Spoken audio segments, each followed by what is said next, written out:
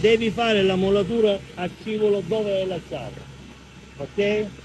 Allora ti appoggi, meglio è la base, meglio viene apri l'aria, non devi mescolare, ti appoggi con il dito, scendi, incominci mezzo centimetro dietro, senza filo, senza filo. Quando tu arrivi qua che è sottile, si allarga, quando si allarga metti il filo, perché all'interno viene un unico cordone.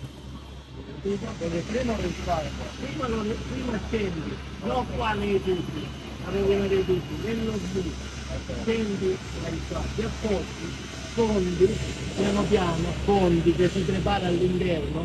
Quando tu arrivi qua che è sottile, si allarga, quando si allarga metti il filo e cammini, diventa una continuazione all'interno.